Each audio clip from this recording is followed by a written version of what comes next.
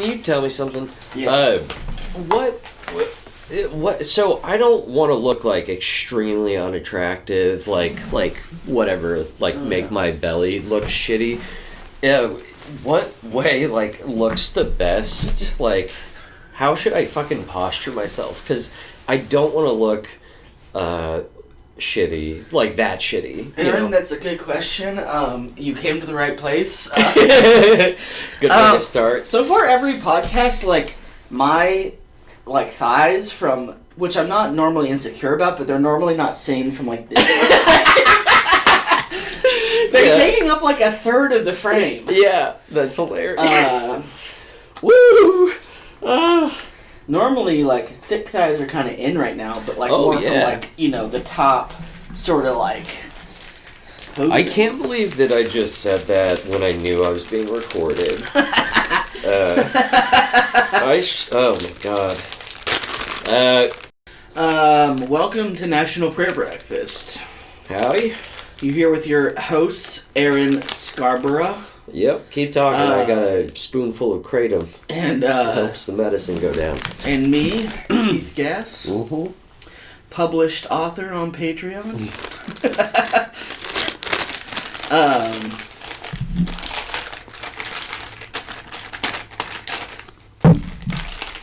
Cray Train! When I worked at Sarpino's, I got everyone there hooked on kratom, which was honestly extremely professional because the kratom kind of helped curb the rig. What is it called? The dabs. They were doing dabs out the back door of the store, by the dumpsters, and there would be dishes piling up, and you would go back there, and there would be a blowtorch heating up a nail, and someone preparing wax on a pin. Jesus Christ! So it's takes a shitload of time. You're a real Loki. You know that? Well, that's the thing. Weed, getting real high on weed doesn't make someone more productive at work. No. Kratom, however, you're whipping out doughs. People are drinking caffeine, smoking cigarettes. Yes. Kratom.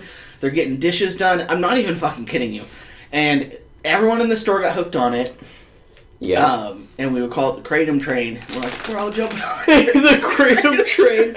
You are kind of you have created several small cults in your time. I know. That's based around very, very lame things.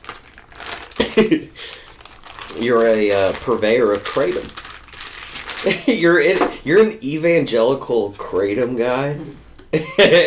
You're a kratom Rastafarian of some sort. I guess it's my turn to talk. Well, that used to be my. I used to be that with weed, I guess. Mm-hmm. Well, at least with kratom, no one's. I don't know, the weed thing, it's so exhausting just having the same conversation about the drug war. Yeah. Every pothead, when they meet another pothead, thinks they have to, explain this as if everyone's not aware of it. Yeah. It's you're all stoners. You all know about the you all know what the DEA is. Yes, of course. You all know about fucking William Randolph Hearst and and his paper company. That's excuse me. That's sort of my beef with weed. Those kind of conversations are just overdone, I feel but also the conversations where and I would participate in this, but where people are it's literally not addictive. You literally can't get addicted to it, which I guess it's physically addictive. Yeah. In the same way that alcohol, if you're a bad alcoholic, stop drinking, you could die. Yeah. What are they barbiturates or whatever, Klonopin, you stop taking it suddenly, you could have a seizure. Weed, you're not physically dependent, but physical addiction is basically nothing. The physical addiction of cigarettes lasts 72 hours. Yeah. After 72 hours, you're no longer physically addicted to cigarettes. Obviously, it doesn't get, your addiction doesn't disappear after. No. Because the physical thing is basically nothing. Yes, yeah. So it's so disingenuous. It's like... That's not... Yeah, I don't Sex smoke. isn't physically addictive. Food isn't physically addictive. I ain't smoking for my body, motherfucker. You know? Yeah, exactly. Just as, like, you can't get addicted to it. And it's like, well, I remember feeling like I would do literally anything to get, you know, like, I remember wanting it more than anything I've wanted anything in my life when a dealer wasn't texting back, like. Oh, sure. And I've seen this amongst other people, like, it's just, like, doesn't make any sense. You see like a pothead like scraping resin out of like a glass thing and like hacking their lungs out, like trying to smoke ash. They're trying to re-smoke ash. They're like, it's literally not physically addictive. They're like, those fucking stoner potheads. I hate them. No. I mean, they're. I'm not a stoner. I'm an artist. Well, I'm realizing we might be alienating. I am an artist who happens to smoke a little weed, you know. Listen, a little bit. I'm not trying to be self-righteous. I'm not trying to alienate our audience. You were offended because I went after you for being a kratom Christian. Wait. No. I'm not offended. Fully, everyone has many addictions. Just be honest about it. Yeah. Yes. 100%. Just don't like do that shit. Yes. Yeah. That's like me if I was like, Doritos literally aren't addictive. you can't get addicted. You know how I knew I was gonna get fat, Aaron? Yeah. You know how I knew I was gonna get fucking fat? I was really skinny as a kid. I was like, because I had bad asthma, I would throw up all the time. Like, I couldn't keep things down, except for, like, meat sticks. Like, so I was still really skinny because I would, like, throw things up so easily. Like, I think it's because it was, like, the amount of food. I would get, like, gagged on. Anyway, sickly child. I was really thin. I was born underweight, all this kind of shit.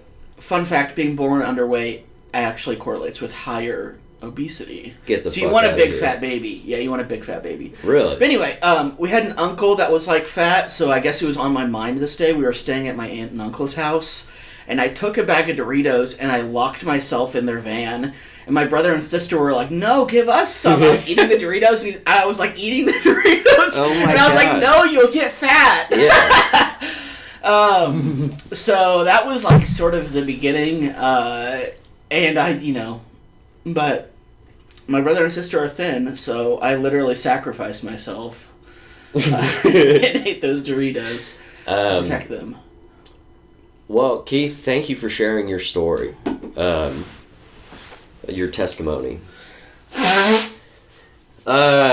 You had some content for us to make judgments on. Yeah. Well, this is a new segment we're going to beta test called, we're reacting to cringe TikToks, but maybe we call it like, first breakfast or maybe like leftovers would be a good sort of thing like this. Maybe some sort of Tolkienian reference. We should sound off in the comments. We need an advertiser so that it can be like brought to you by, Chick-fil-A or whatever. Yeah, dude, I'd fucking love a Chick-fil-A advertisement. Wouldn't that be great? What if they? I love their nuggets. The good thing about right-wing Christian fascists is that they enjoy.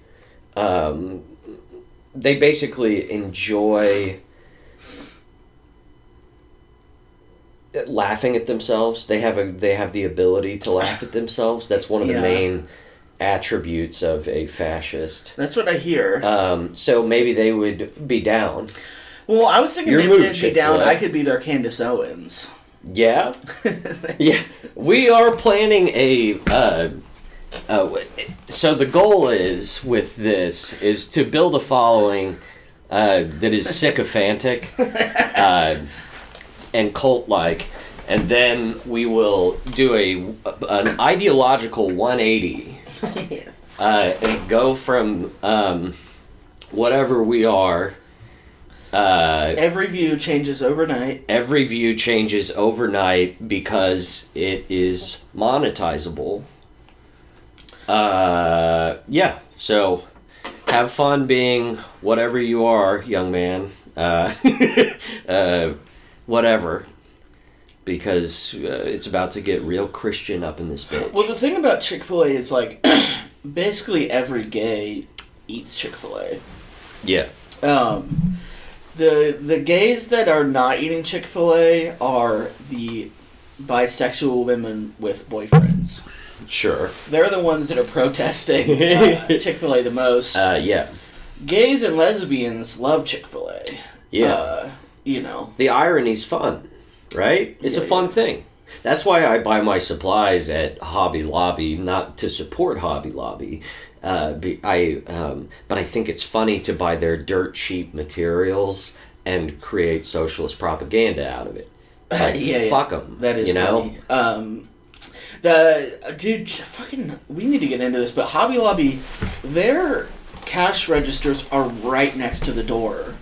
And like in the summer, maybe that's fine, but in the winter, like every time someone entered the store, like I was checking out, like you get blasted with ice cold wind, like those poor cashiers. It's they don't need birth control because their bodies are inhospitable to life. Well, yeah. They were all wearing coats. I was like, what the fuck is this? Well, those are jobs that aren't meant to be forever, you know? Yeah, Hobby Lobby notoriously has a lot of like high school cashiers. Yeah. That's a funny thing because it's like it's for 16-year-olds. Yeah. It's like 16-year-olds should be laboring to help their family. Yeah. They need to be saving up to make a down payment, you know? So they should be working at McDonald's for no money. Or they should be doing unpaid internships, you know? Or they get their act together, pull themselves up by their bootstraps, and they could be a billionaire like Kylie Jenner. Yes! You know what? Single mother. Billionaire. What's your excuse? What's your excuse? She had a baby in high school. She started a $1 billion company all while nursing an infant. What is your excuse? What the fuck is your excuse? She ran an empire. And you know what? That's proof that it's genetic, you know? Because her mom is also that way. An entrepreneur. Well, her mom is a business owner. Her mom is an evil genius. I mean, all these ideds were her mother. I think everyone knows that. Of course. She's a fucking demon. Yeah. She was, well, let's not. What? Wait. They were drawing us back in. The Kardashians. Yeah. Were, you're like, they are Voldemort. You're like Bilbo trying to part with the ring right now. The Kardashians. We can't make every episode about the Kardashians. Yes, and I want to, in fact, though that probably would be great for views, because people... Let's do it. Yeah, so, we were talking about Hobby Lobby. Lob. Solid business plan there. Yeah. So what they do is they inflate the price of their products, and then every other week it's 50% off on like whatever you're looking for. So that way you entrap consumers who don't look at the whatever. Yes. And price gouge them. Which would be me. Yeah. Yes, though that is sort of every fucking store. Mm-hmm. Especially like Black Friday was yesterday. Oh God. Literally, they just like, I mean, some of it is actually good deals, but like, since Black Friday is such a big thing, they don't have to actually have sales to get people to go. Dude, people just want to participate. It's all, so like, they just raise the price beforehand and then slashed. Or lie about the raised price. Kohl's, the thing is, people don't care. They don't. It's not about that for them. Like, okay. you know, right? Can I talk about Kohl's for a second? Absolutely. I fucking hate Kohl's. Yeah. My husband calls it Caholes, like he can't figure out the, the letter. Not a native English speaker, but he was real into Caholes for a bit. He got way into the Kohl's Cash. He's like, we got to use our Kohl's Cash. It's expiring. Like, you buy something with Kohl's Cash and like you can't use it for a week, and then there's like a week window. Yes. It's so fucking stupid. Kohl's Cash is crypto for girls, but he's like, we gotta use our Kohl's Cash, and everything at Kohl's is like some kind of bizarre sale where it's like buy two, get 40% off, and then you can use your Kohl's Cash. Yeah. So he was busy. I had a day off. He's like, okay, go use our Kohl's Cash. We also have this like promotion for 30% off. Yeah. So I went there, and I was like, I don't want to spend money. Spending money is 100% discount. Like, not spending money is 100% discount. So, like, I don't even want to buy anything. So I was like, I'll just buy something cheap to use this shit. So I was like, I'll buy a pack of socks. Mm-hmm. Thinking about me, I change my socks like 4 times a day. Yeah. I love a new, fresh pair of socks. Yes. So I have, like, 200 pairs of the exact same kind of sock. But I was like, I will get another pack of this. They're like the Hanes, whatever. Yeah. They also sell them at Walmart. So the price at Kohl's of the exact same product was so much higher that after using like $10 of Kohl's Cash and a 30% discount, it was like $2 cheaper than the same pack at Walmart. Oh my god. That is what Kohl's is. It's just, yeah. You know, the rest of their clothes are probably, are definitely higher quality than Walmart. Walmart's like, their brand of clothes is dog shit, but like whatever, like these socks, Hanes socks, they just charged way more. Sure. And are we gonna? I hate them. Look, are we gonna cringe? Or are we're gonna fucking cringe? So let's put on some purple. Welcome to Cringe Talk. Cringe Talk. The Cringe Talkiverse. We need somewhere to set this. Yeah. Should we just do... We are looking for an unpaid intern. Alright. Let's see. Okay. Yeah. Let's get it going. Maybe we do like this. How does that feel for you? I like it. How nifty. Alrighty. You express when he cheats on you.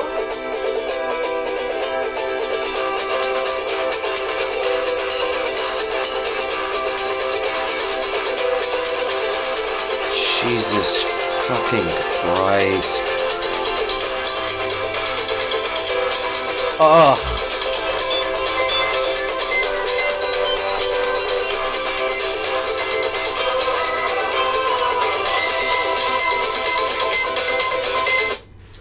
So, this is a great example of, like, TikTok humor. When he cheats on you. Yeah. When he cheats on you. Thoughts?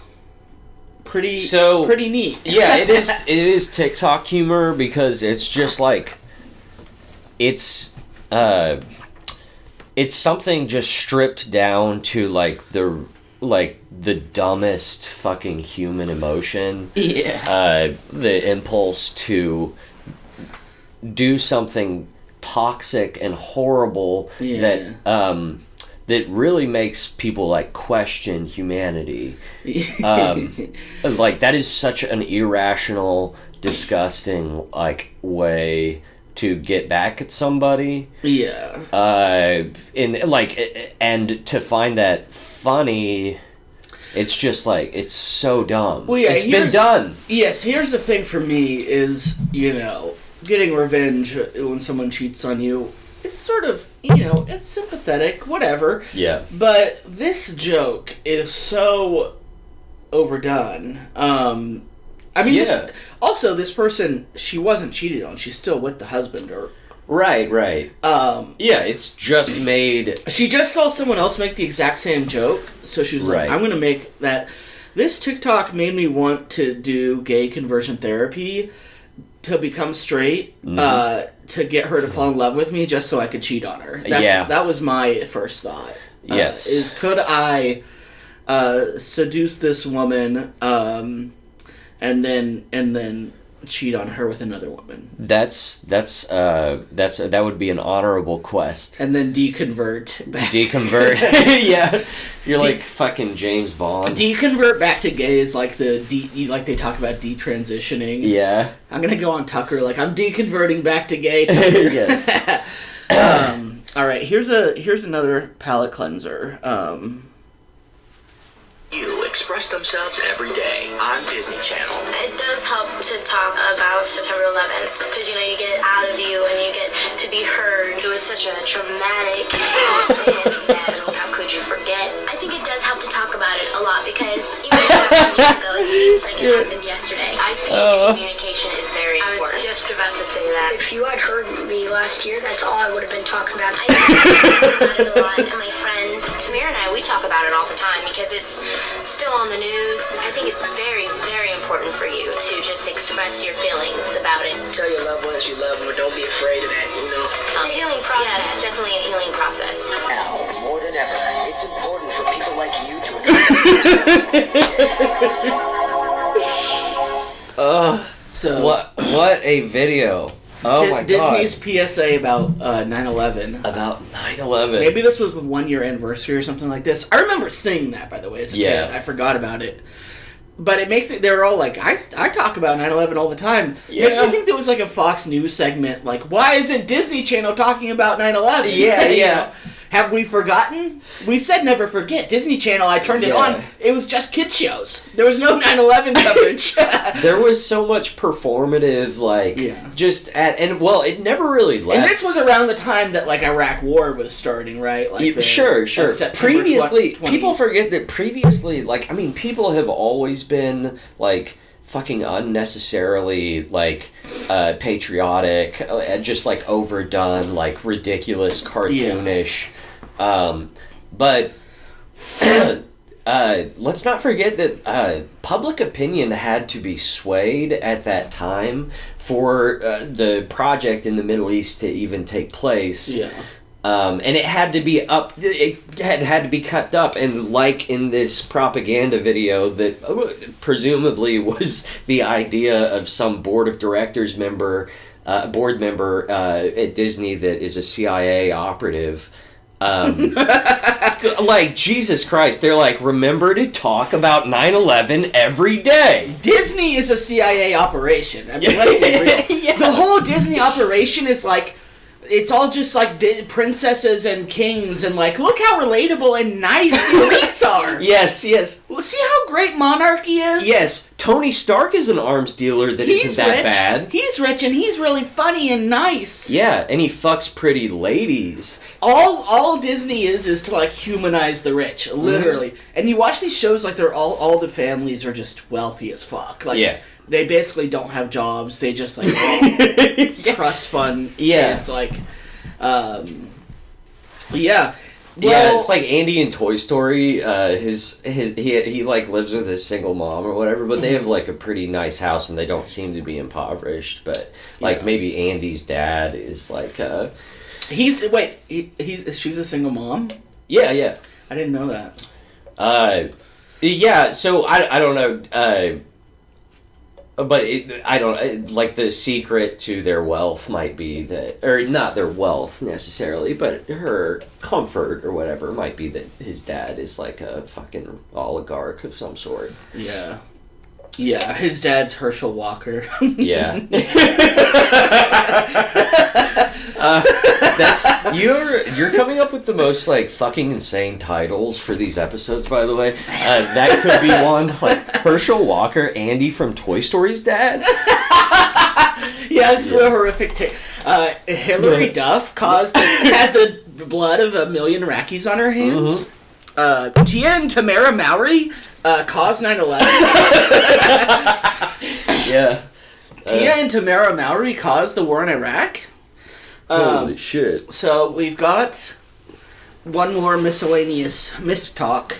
And then we're going to get into some theme TikToks. We're going to dive into a theme. But here's the last one. You'll love this one. I was asleep, so I wanted to go fuck my ex real quick, so I drove down to the gas station, let him cream pie me, and then I came home to sleep in bed. My boyfriend woke up and then wanted to fuck me and started eating me out and told me how good my pussy tastes, and he's eating my ex's cum out of me, and I never told him. What the fuck? Oh no. I guess all I have to say is, girl boss. And girl boss. Yes, girl. You got him. Yeah, got him. Who was that? Oh God, I don't know. I mean, well, first of all, besides everything she said, should we just replay? Yeah, let's go. I was asleep, so I wanted to go fuck my ex real quick, so I drove down to the gas station, let him cream pie me, and then I came home to sneak into bed. My boyfriend woke up and then wanted to fuck me, and he started eating me out and told me how good my pussy tastes, and he's eating my ex's cum. She's so overjoyed. Like, oh. But she has like just kind of the nastiest, like those chunky highlights. I don't fuck with girls that have that hair. Yeah. That for me is like... You're gonna... What? Every single one of our listeners looks like that, though. Is that true? No. They would never. We have... No. You know, I try not to judge people on their appearance too hard, but that chunky fucking highlight is just like... I judge people on their appearance. No. Well, that's I hate true. it when people look dirty and unkempt. I don't see appearance. Yeah. I want to get accused of being fat phobic just to be like, I don't see fat. Yeah. You get accused of being ableist. I don't see ability. I didn't even see your wheelchair. I just thought you were short. So, any more thoughts about the cream pie girl? Well, she got cream pied at a gas station. That's interesting. Bold. That's brave. I don't have that in me. You know, to receive or give a cream pie at any gas station. Does this recontextualize the toilet coffee for you? Toilet coffee. Like, well, would she deserve something like that after this? So, I feel like, you know, she is like the, she's the unlawful good, or something. She's like, I don't even know. Yeah, she's like just an outlaw, a menace to society a little bit. Whereas the girl who did the joke or whatever about the toilet, the shit or whatever to get back at her ex, she is a soulless entity. She is a vessel for advertising. She's no artist or anything. It's not personal. Well, yeah. What you're saying is it's almost like existentialist philosophy. Like, this woman is the stranger, but she is living up to her. She's living her true self. Precisely. Yeah. The other woman is a fraud. One of them frauds. This woman is evil, the cream pie girl, the cream pie girl, but she's authentic to her true self. She is authentically evil. Yes, and it's respectable in a way. Yeah. She looks like she works at Knockout Salon. You know, I don't know what that is. It's a so Knockouts. Here's an interesting thing. So Knockouts is a franchise, and it's like Hooters.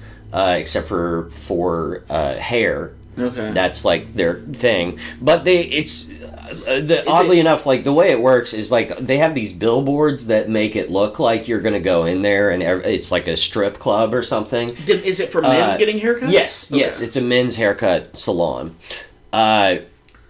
So, but the people that actually work there aren't like that at all. I used to go to a Knockouts like in North Kansas City, and it wasn't like sexual, like Hooters. It wasn't like an erotic sort of thing at all. I don't know. Interesting. But a lot of the people that find themselves working there look like that they just, lady. like, dress a bit, like, more provocative or something there? Yeah, I don't know. Like, a lot of them look like a female, like, Machine Gun Kelly or something. Like, a lot of, like, whatever. That's such a good description of, like, that was very picturesque. Yeah. Female Machine Gun Kelly. Yep. Well, maybe I'll check it out. Think about it. I'm not advocating for that. I think that, at this time in my life, I believe you should support the hairstylist in your life that means the most to you. Yeah. One cool thing about being a gay man is, like, we don't ever, like, gay men are, like, kind of slutty, so you don't have to put things behind paywalls like that, like strip clubs. Just everyone's a slut. Yeah. In fact, even this scenario, like, if a gay guy did that to his boyfriend, he'd probably just be into it. He'd probably, they're so disgusting. We're so disgusting. Yeah.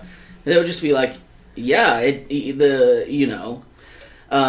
does taste good.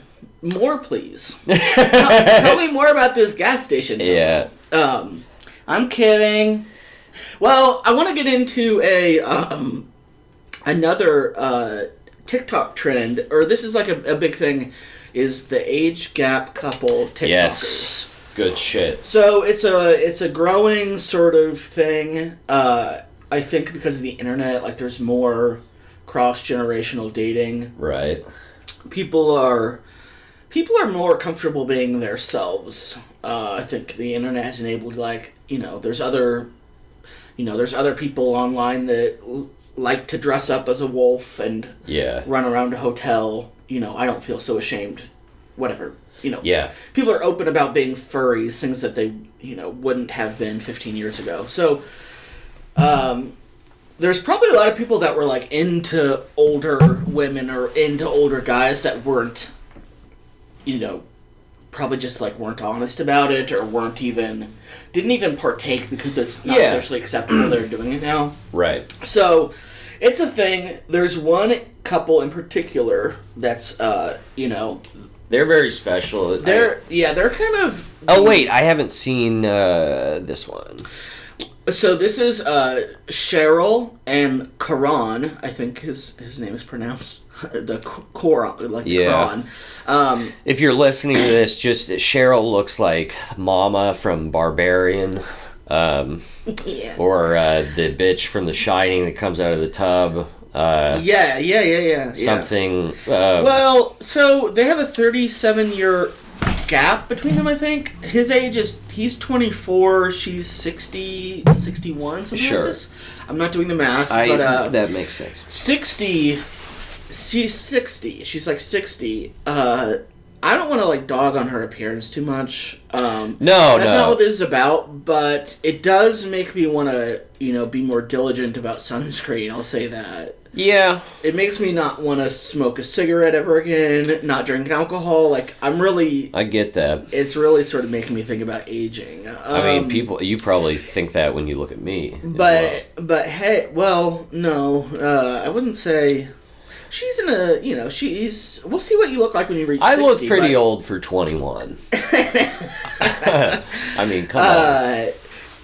But, that being said, she has, despite, people like to shit on her appearance, she's gotten this hot 24-year-old guy. They're married now. They have a warm TikTok following that loves them and loves the art that they create through these videos. So I'm going to play a few just to kind of introduce... Wealth and influence.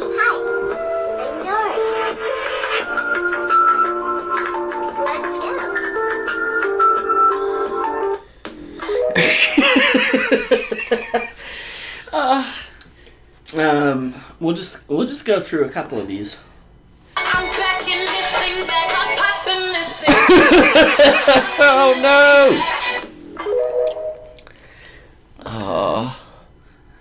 The things we do for love.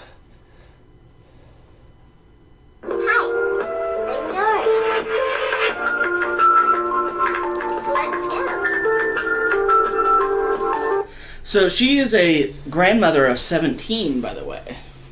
Okay. Interesting. She's had a full life. I read some articles about them. You know, the articles are like, they get a lot of hate online, which they certainly do, but they also produce a lot of content that is, you know, they're like intending to provoke a reaction. We'll just continue here.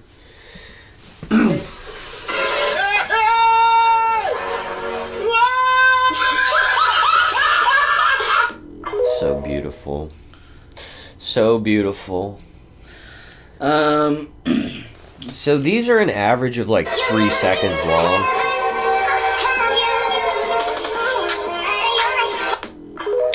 Wow. Do you think, how many of these people are aware that their following is just there to ridicule or to I think whatever? all of them. I don't know. Yeah. There's like real freaks that are real delusional. It's fucking depressing. She to think knows it, about. and she is. I mean, not just she, but they are capitalizing on this certainly, and the hate. That doesn't make it less depressing, though. It kind of makes it more depressing. It's you know, like it's like the authenticity thing. Like they're. It's not even so much the age gap thing, but they're like trying to. So this era of art or whatever you want to call it, like entertainment, DIY, like, you know, whatever. It is just like the most creative dystopian. It's kind of what makes me want to believe in God again. You know, like it's so bizarre what people have to do to get fulfillment and money now. These people have so much more influence and wealth probably than you and I from some small countries. Fucking yeah. It makes you want to believe in God because you want to believe they'll be punished in hell. Well, not them necessarily. Like, I don't give a fuck. Like, dude, I sell paintings to people, and I don't. Well, my position like, is marriage is for producing children, and they are unable to produce children, so therefore it is invalid in my eyes. Man, you're gonna bring what's his name, Matt Walsh, back into the conversation. I'm always trying to bring Matt Walsh up. Hot dude, no. He's sexy. Well, we got a couple more of Cheryl and Are any of these people you found on your mom's house? I can't live my life and make myself miserable.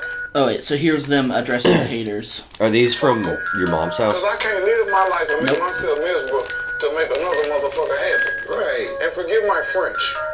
Fuck 'em. So that's them addressing their haters. How do we know how many views these get? Yeah, like 1 million to 5 million, things like that. That's the window? Yeah, something like that. Here's one of their more popular ones. What do we want more than anything right now?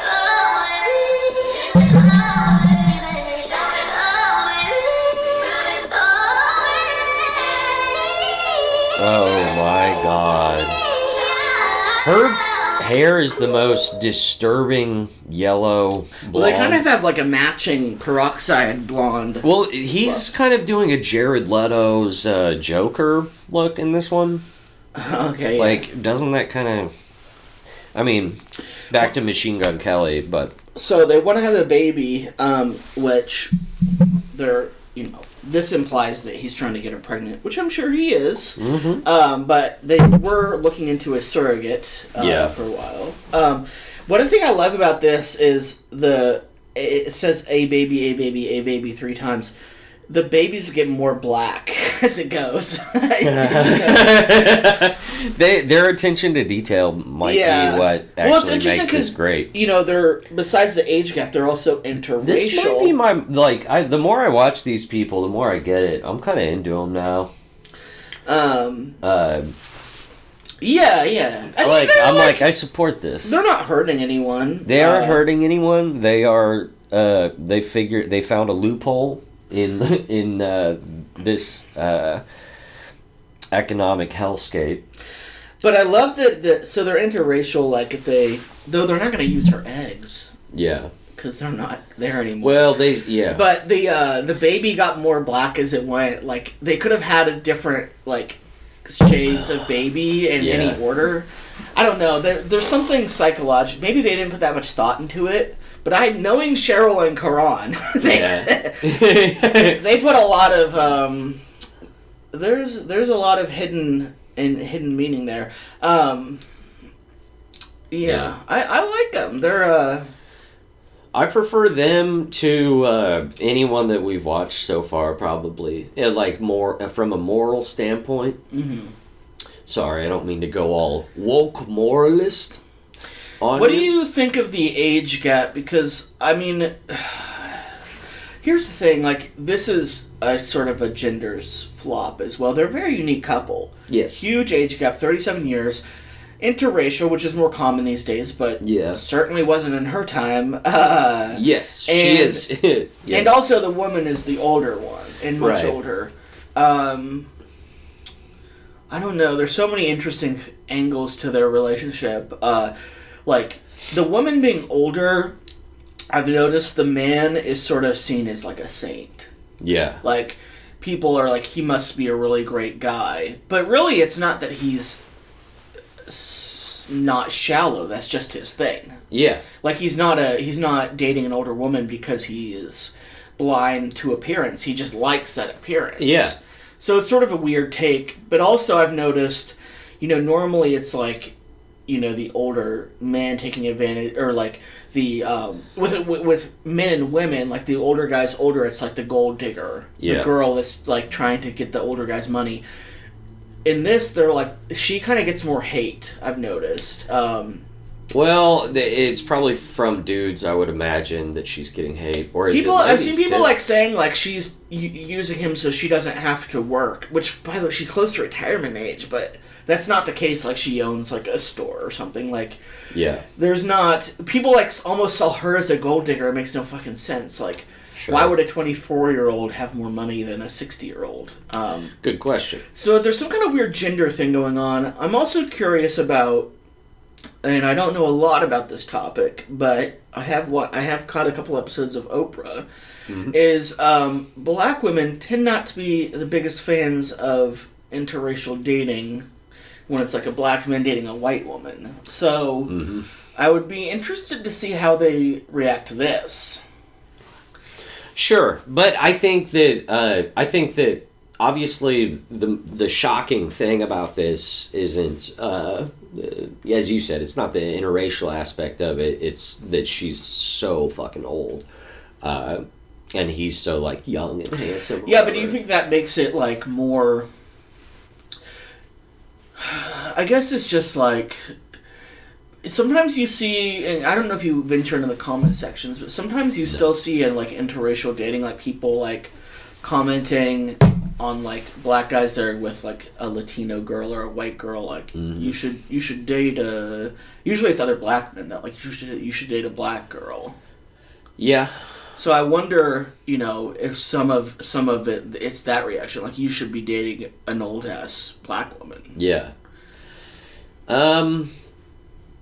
Yeah. What was your question about it? I'm just curious. Yeah. Maybe that's something we look into later. But yeah, they do get a lot of hate, though. Again, we'll play the last. Not from us. We have endorsed. Well, we like this couple. We've got one more TikTok to watch. Oh fuck. Oh no. Oh, okay.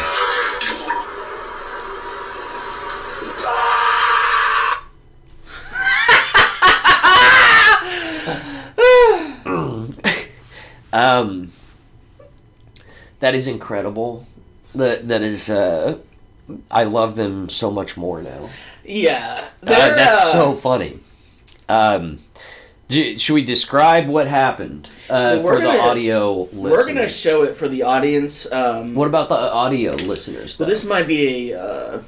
We'll see, but this might be a YouTube exclusive. Okay. But we can talk about what happened. Sure. So he's shaving. He's below her, shaving her snickerdoodle, and which is a weird thing anyway, because the pubes would be falling onto your face. Yeah, it's a strange way to do it. Yeah, he's like a mechanic right now under a car. He's using his scraping the. He's using his Manscaped 3. Yep. He's manscaping, and some cold cut turkey falls onto his face. Falls on his face, and then Cheryl goes, So it's implied that those are her, labia, I guess? I just think, in general, I don't like to get too specific down there, you know? I think that, in general, it's just, her fucking meat flaps. Is that labia, right? All of it. Okay. I mean, I literally have no idea. Well, I'm not geographically a very sound person. I don't know my way around anything, and it's as we know now, it is a vast universe inside a woman's vagina. There's a lot of organs, a lot to keep track of. That's true. So, that's a thing. We love them. Oliver and, the account is Oliver6060, but their names are Cheryl and Karan. Yeah, we support. We're going to keep in touch with them. And no, you were asking earlier if they're on the Your Mom's House podcast. I'm trying to find our own. Yeah. I was curious because they're very famous, so a lot of people have probably seen their shit before, but yeah. I don't want to rehash things other podcasts are on. So. Oh, okay. Our next couple, age gap couple, is less well known than Cheryl and Karan, though no less intriguing, and they are Philip and Ken. So Philip is this young, sort of Slavic or Russian, maybe. I'm not sure. He kind of has, and I don't mean to be offensive here, but to me, he reminds me a little bit of Jeffree Star, or something Well, he has aesthetically. Yeah, he has the plastic surgery look. He reminds me of someone I forgot who he looked like. But yeah, the big inflated lips, just the platinum blonde hair. And I think maybe this is, American, sort of, there's something just unsettling about Eastern Europeans. Most definitely. In general. We kind of don't trust them. And a big thing with their relationship is he is seen as being exploitative of Ken, who is the older gentleman. Yeah. So, let's check it out. So here is Philip and Ken.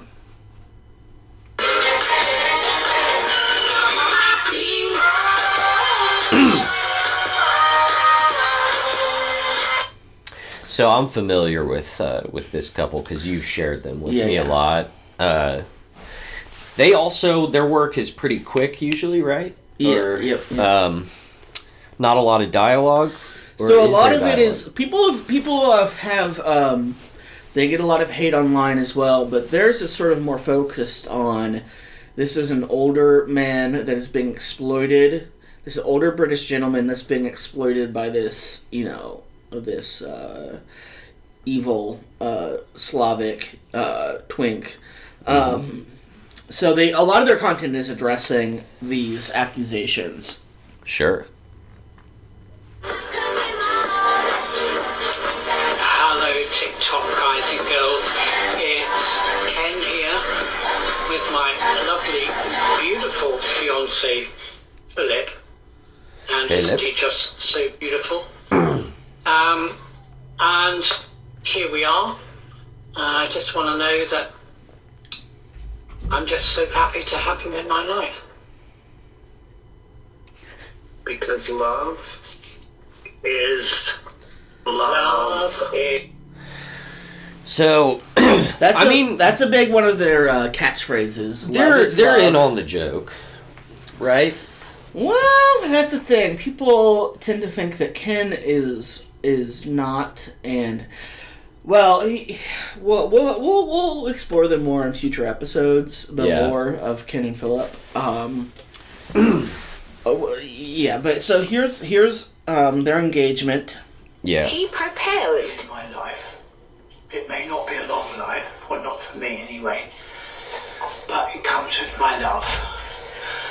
And until I have a proper ring to put on your finger, can I ask you for that in a marriage with my mother's watch? This was your mother's watch. This was my mother's watch, which doesn't quite work at the moment, but there it is. I don't know why you've got so much bloody Hide the silver, because the silver doesn't work with the gold. You've got so much ironmongery on your wrist. Yeah. I don't know what to do. Gloves and things. Okay. I'm not good at. Okay, stop. Well, I want your reaction. I mean, I assume that these are people that are very aware of what they're doing, or at least the young guy has to be. Oh yeah, the young guy is. 100%. And I don't know. So you gotta view it through the lens of like these people are running their own reality shows, basically. Yeah.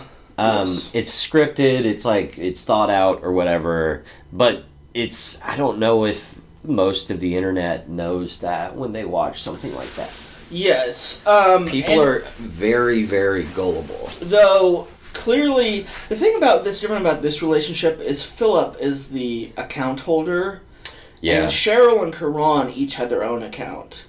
Okay. I think Karan's got banned for some sort of content thing. Yeah. So they're both kind of sharing Cheryl's now, but Cheryl is very tech savvy. She's up on all the trends. She's doing all the dances.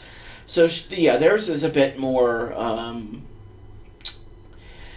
We don't know as far as Ken, like how much he understands what TikTok is.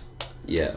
So there's a bit more suspicion about Philip in comparison to Karan. Like no one really questions that Karan is into this older woman. Yeah. Interesting. People really see Philip as exploiting this older man. Like this is elder abuse. Yeah. So a lot of the videos are Ken defending Philip's character to TikTok. We'll watch some. Have you watched? Oh, sorry. I wanted this last proposal video. Yeah. I'm not into proposals. I think they're kind of a weird thing. Yeah. It's weird to me that two people don't just agree to get married, like as adults, in that like the woman often desperately wants to get married, and she's been waiting for a year, and like when is he gonna ask? Yeah. That's very odd to me. Like why don't you both just like talk about what's best, or right? It's weird that it's on like one party to decide, and he may do it after a month, he may do it after 10 years. Yep. That's not really how a marriage should start, in my opinion. Odd. It's sort of stupid, but one of the worst proposals I've ever seen in my life. I don't know, and not the mother's watch. I don't care about rings either, but there's something about the end of that where he's like, Ken is always talking about how he's about to die. Yeah. He's always like, I'm not long for this world. Mm-hmm. And he's like, my mother's watch, it's not working at the moment. It's just getting more depressing. And then he's like, Philip is like, I hate the silver because the silver doesn't go with the gold. Yeah. Stop! There's just something real depressing and disturbing about what's happening here. Yeah, it is really disturbing, but I tend to think that it's got to be intentional. They know what they're doing. They know how to get the views, and he it is an interesting approach to just like bring up your imminent death. There's a lot of old people do that though. Yeah. Oh, when they're proposing. No, but you when mean they're- in when they're- everyday conversation? Yeah, like when they're getting older, they start talking about death more. Well, I think that's... My grandpa did for like 10 years. I think that's fun as long as you have a sense of humor about it. We all love... I love gallows humor, so to speak. Yeah, but that's not really what I've observed. It's not really a sense of humor as much as like, I'm gonna die soon. Yeah, it's more of I want you like... to think about it. They're probably thinking about that a lot internally, and they just have to get it out. And then everyone can be like, No. Which, I think, like, my grandfather kind of did that, like, for, like, 10 years. He was just talking about, like... Death. Yeah. And he lived to be quite old. Like, yeah. You know, in his 80s. So we've done a 45-minute segment on couples. Yeah, couples of TikTok. Yeah, let's just kind of blast through some of these. Yes. So, Hello, all you followers of Philip Ford on TikTok. There are a million of you or more, and I just want to say a huge thank you for following Philip, for supporting him, the loveliest man on earth, and we're going to have one hell of a beautiful meal later. And thank you for supporting us. Thank you for supporting our love, because love is love. Wise words, Philip. Wise words. I think he coined that. Yeah. So Philip, one of the things to note is just like Philip is the most annoying. Like, just all he gives a fuck about during these videos is like his angles. Like, he's just doing that. Like, which of course like has to be part of the character as well. I'm sure, on some level. Yes. But yeah, that's one of the most like annoying aspects of Philip. I kind of get why people get turned against Philip. Yeah. Well, we'll see here. He is, like you said, they're kind of playing into, to get clicks. You gotta know if you're the heel, you play the villain. Like you, sure. So. Katie, thank you for that advice.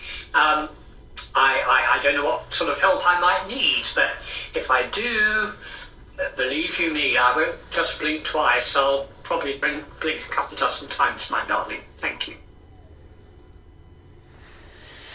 That one was, I kind of liked that. I liked his energy. He's living his truth. He's like, fuck you. But he's doing it in a pretty polite way. Let's keep going. Sorry, I lost it earlier. Philip is not cheating on me. Okay? He is not cheating on me. He's 100% faithful. Always has been. In all the 3 years that we've known each other, he wouldn't go off and do stuff on the side. I know that. So all you lot out there that are looking at stuff on Grindr and getting odd ideas, just please dismiss it. And if I hear any more of it, because love is... So they just use that slogan to apply to anything. Like that doesn't even apply to what he just said. It's lost all its meaning. Yeah, people aren't criticizing them for their age gap, which the love is love would be applicable to. This is just like you're cheating on him, which I guess he posted a video of him kissing another guy, or could be all part of the character. Well, this is the sort of the nail in the coffin of proof for that, in my opinion. So the same day they posted the addressing the cheating scandals, Philip posted this.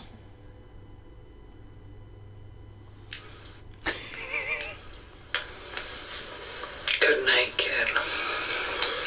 Good night, Philip.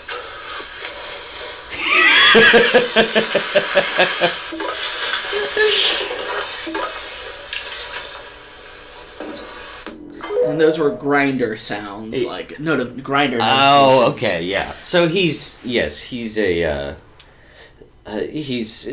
skilled director. Yeah. But that's sort of the thing that, like,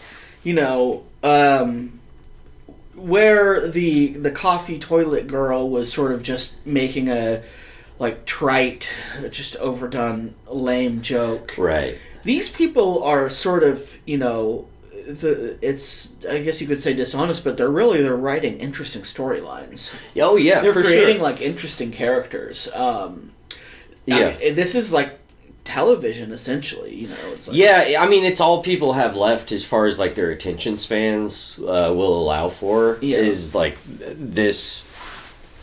This is it. Like, the types of people who are into that. I don't fuck with. I make reels for my comedy or whatever because I feel that I have to right now. But I hate it when I get on any of those apps and start watching videos. I won't do it. It's extremely unpleasant. I know how because dangerous if it was just things like, you know, Cheryl and Karan and Philip Ford, that's fine because it's like it's sort of a higher level of content and you're learning more about this. But you'll watch one Philip Ford and it'll randomly show you other shit, and then 90 minutes later you've been watching people pressure wash houses and like pack their husband's lunch. Yeah, dude, get the fuck out of it. Yeah, and it's like just someone packing their husband's lunchbox. Nothing, no other content, nothing else. Yeah. These people are putting effort in. They're writing scripts. They're they're adding grinder sound effects. They're you know, they're having character development. So here's our final Philip and Kim. Hey, now look, this is me with my man, and I'm addressing his haters. Now, please, it's got to stop. It will stop, because nobody hates Philip. Hate is not a good word.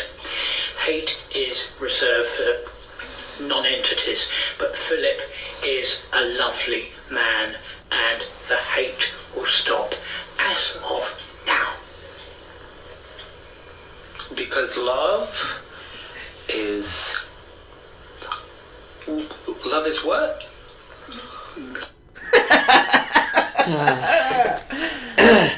It is, yeah. I don't know. I do. I think I admire these people on some level. Yeah. Well, we'll be continuing to watch. Yeah, like when you know, that is kind of a fun way to approach cringe TikTok is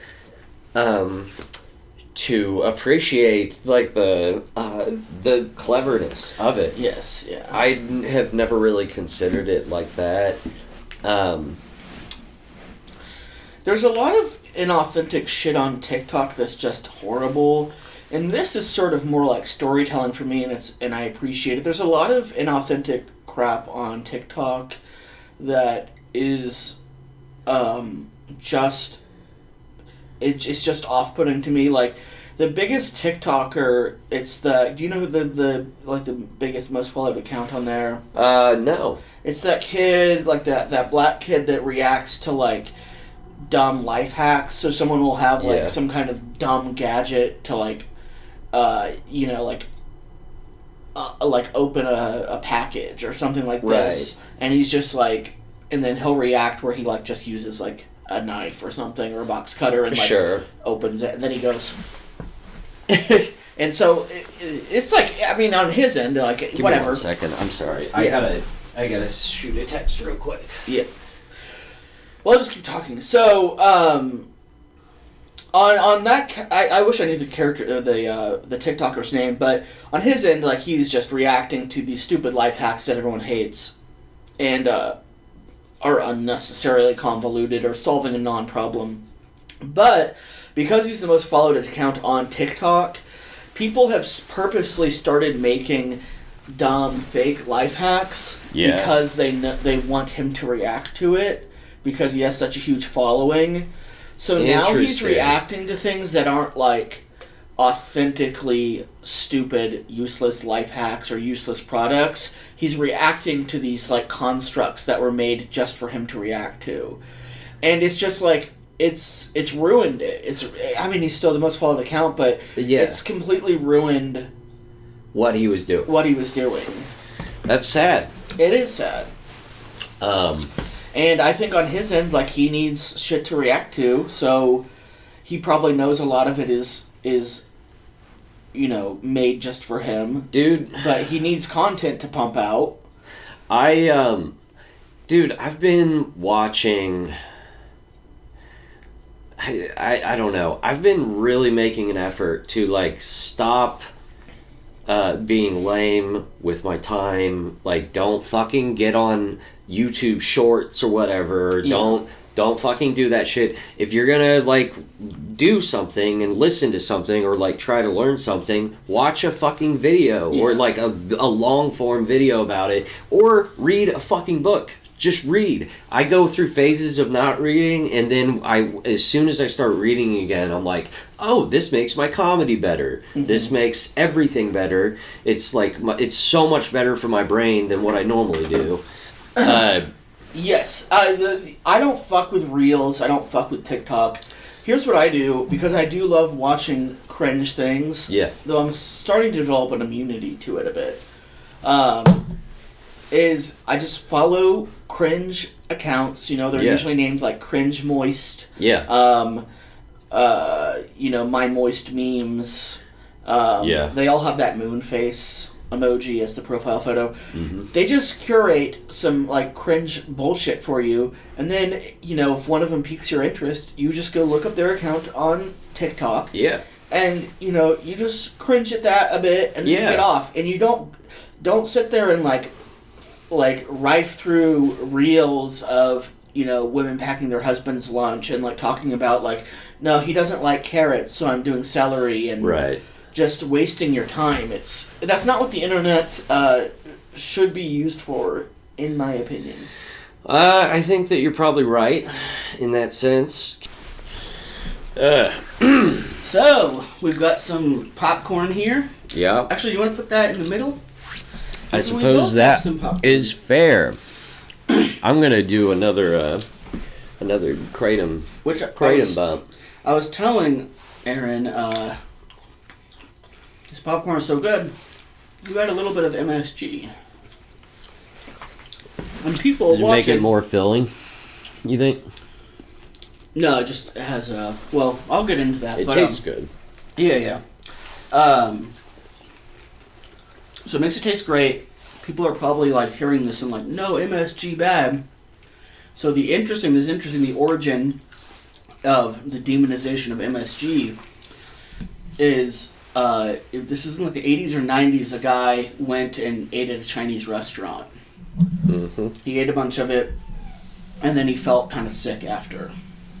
He had like a, light headache, stomach or whatever. So he was like looking up what was in Chinese food. And he found MSG, and he's like, I don't know what that is. That must be it. So he just assumed that he felt shitty that day because MSG. And that like blew up, and now... It's like the situation with the hot coffee at McDonald's.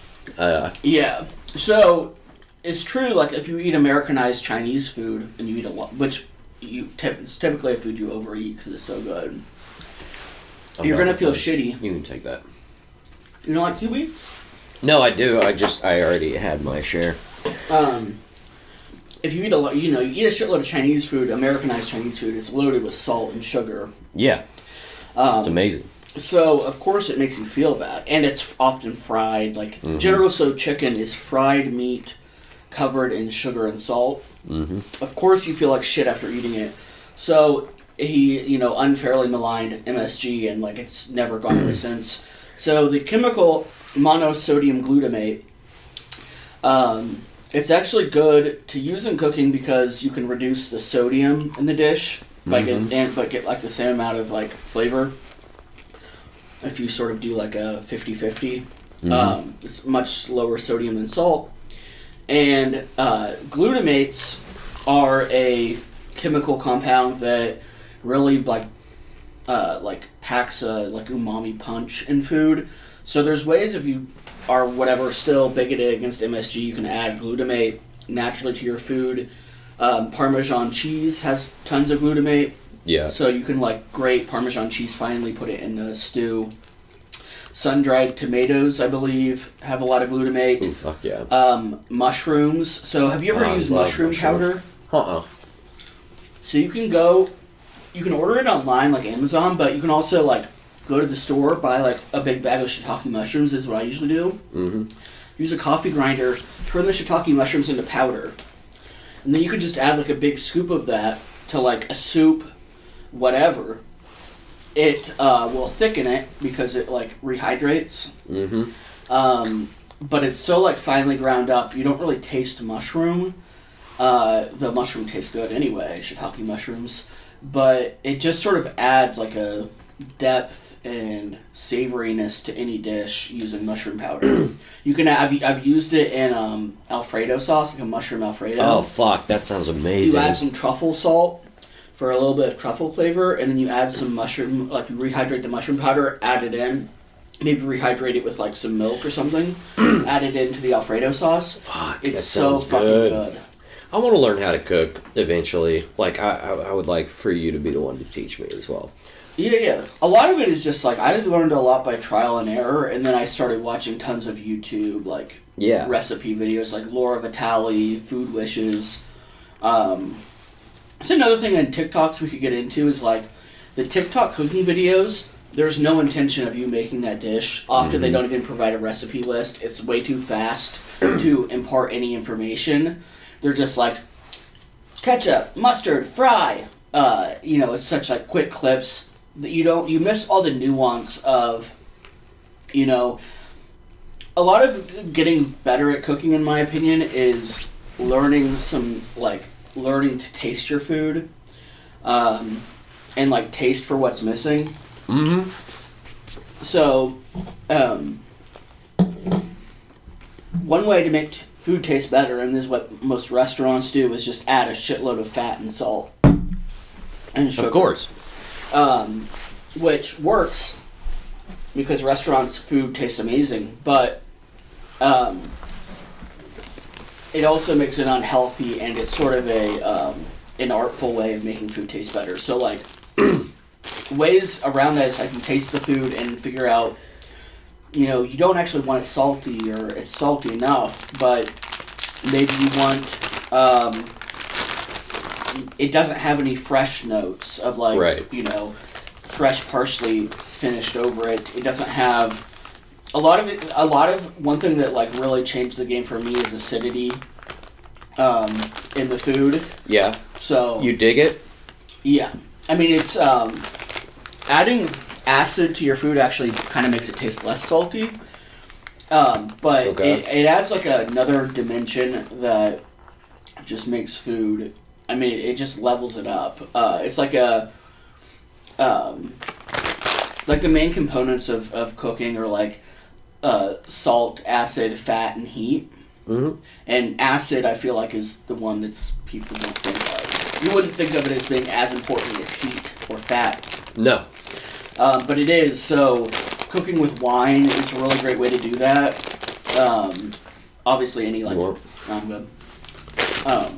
Yeah. Lemon juice or whatever, but wine's really great, like a white wine, because it also has it adds like other components of flavor to the food. It adds some like sugar to it, which is good, and it's adds a lot of acidity.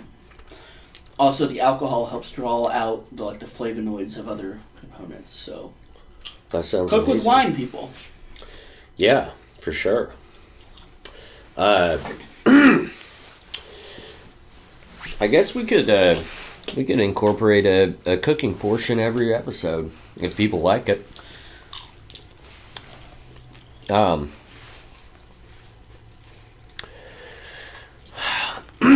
You mentioned something about talking about the World Cup. Well, the World Cup is happening right now in Qatar. Mm-hmm. There's a lot of chatter about the World Cup because Qatar basically bribed their way into hosting the World Cup. If you don't know much, do you know much about Qatar? No. They are extremely small country, but they have an extremely large, like, oil, like,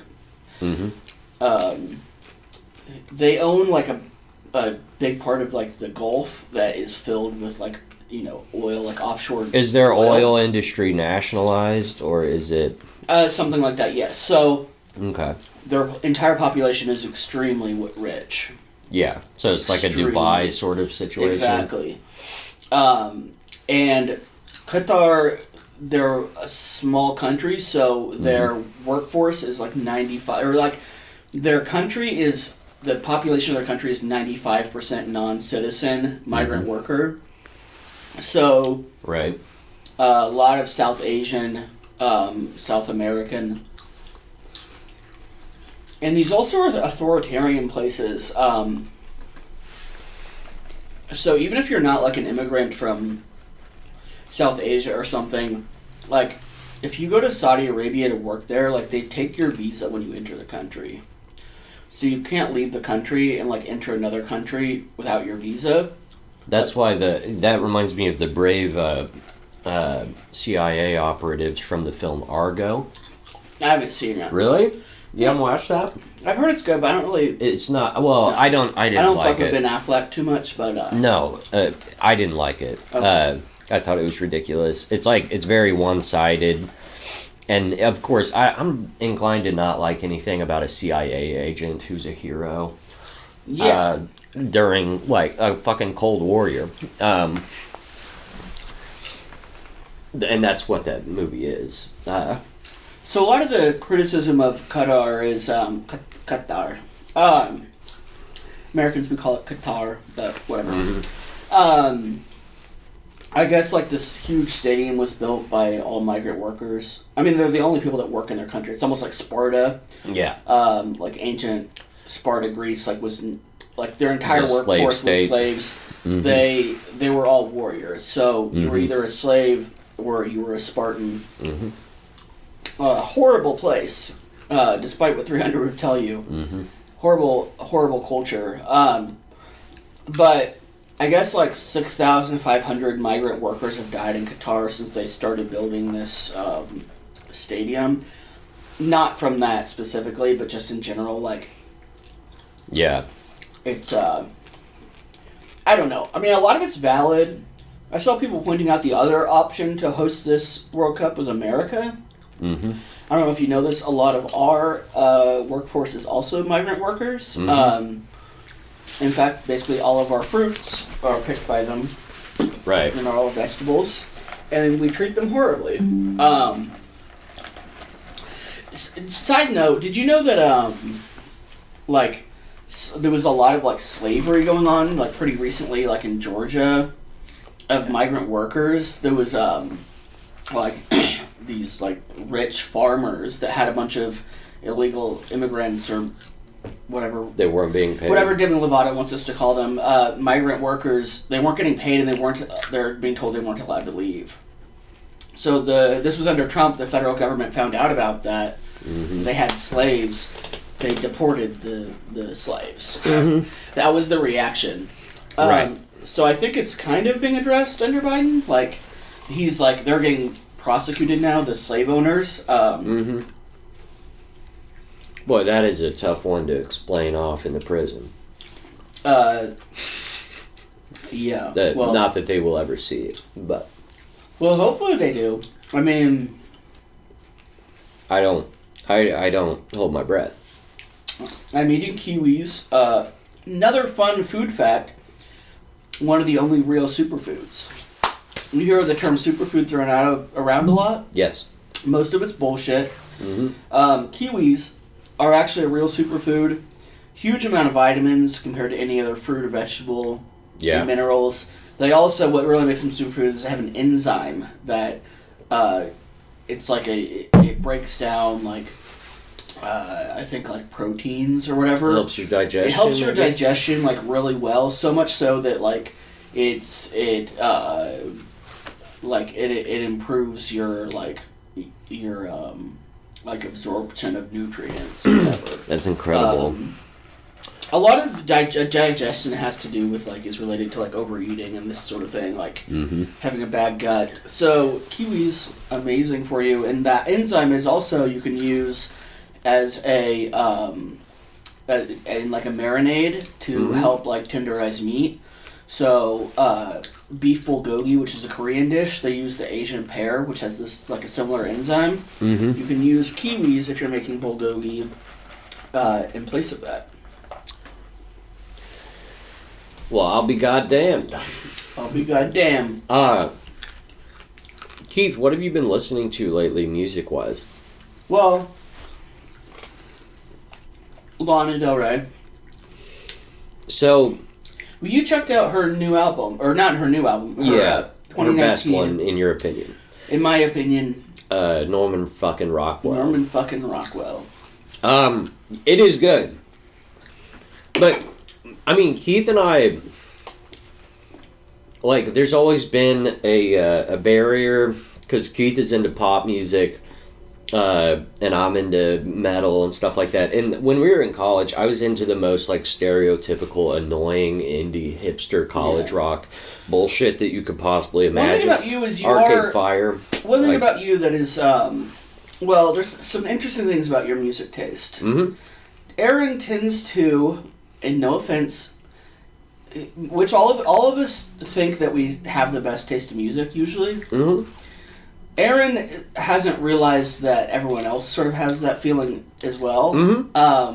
Yeah, I am totally dogmatic. I saw a reel the other day. They're like, if you could only listen to 10 albums for the rest of your life, and they were all like artists I'd never heard of, and but two of them, and there was like a repeat of each, was Switchfoot and Reliant K. And in that person's mind, they think they have the best taste in music. Yeah.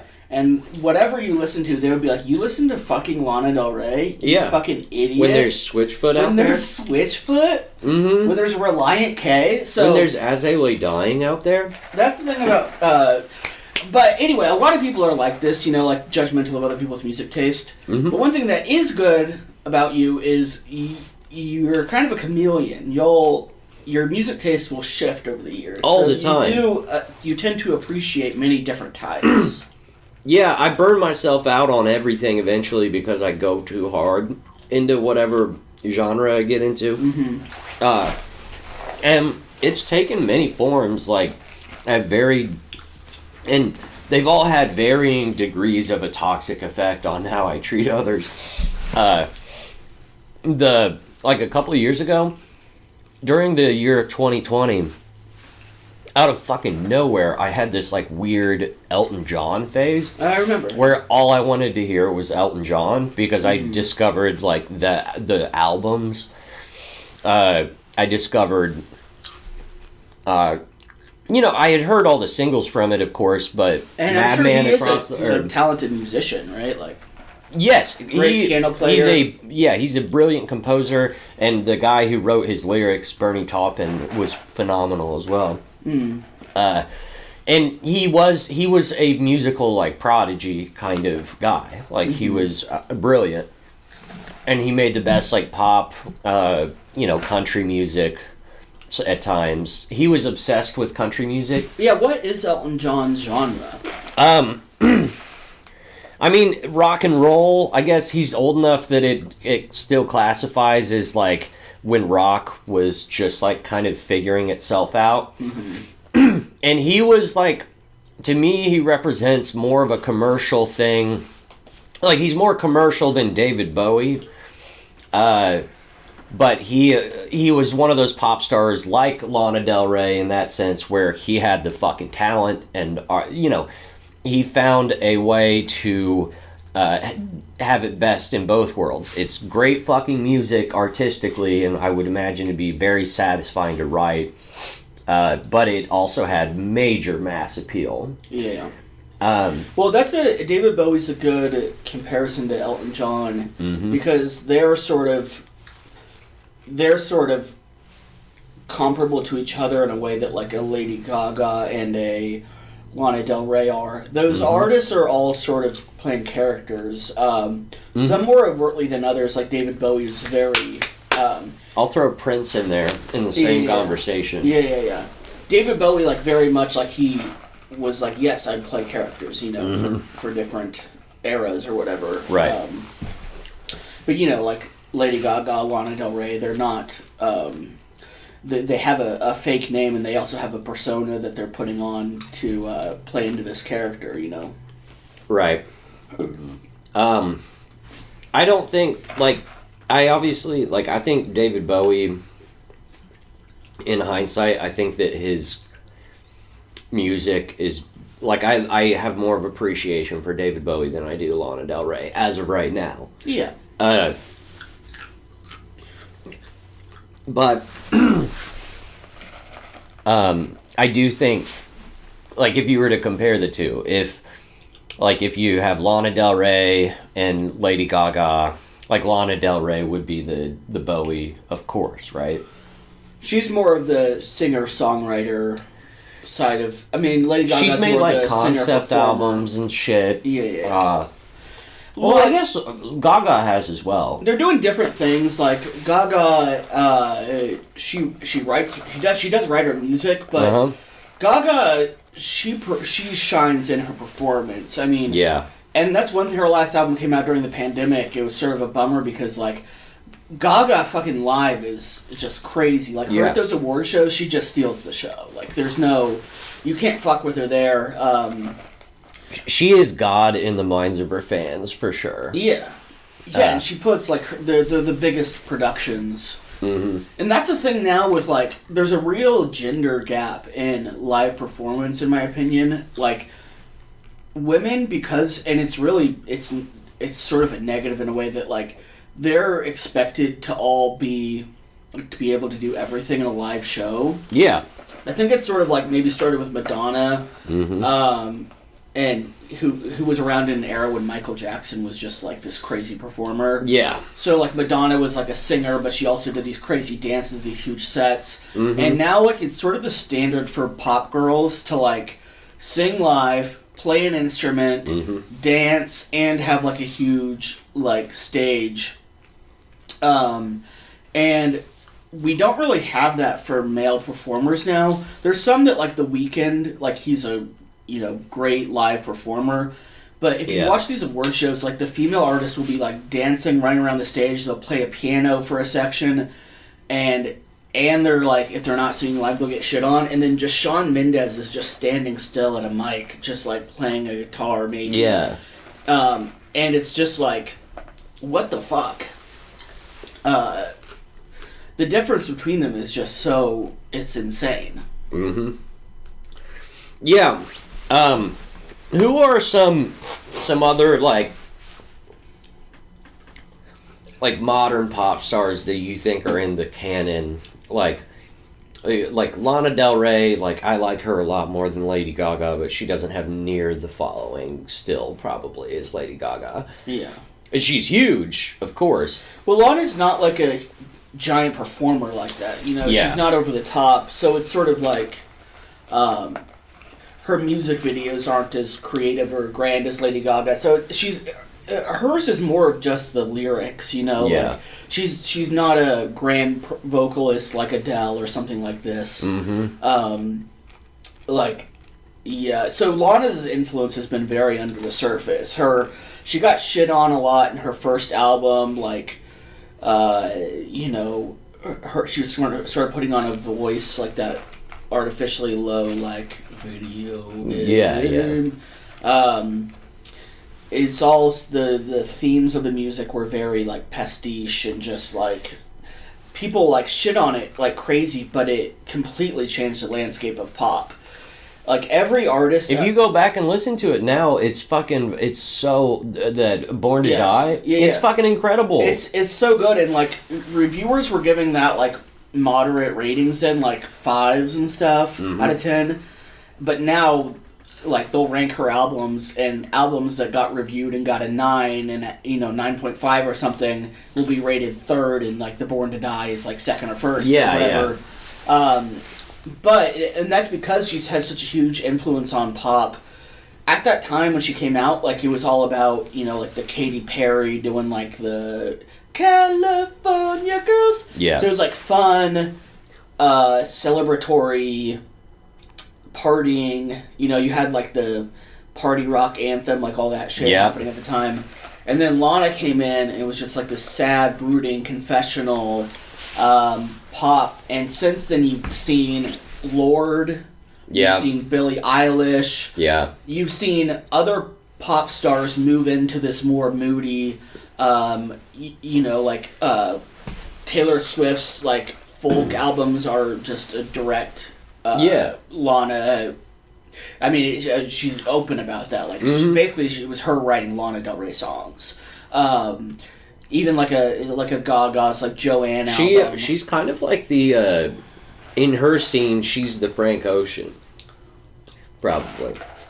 You know, Frank Ocean like revolutionized, you know, hip hop, rap. Like he had influence in everything.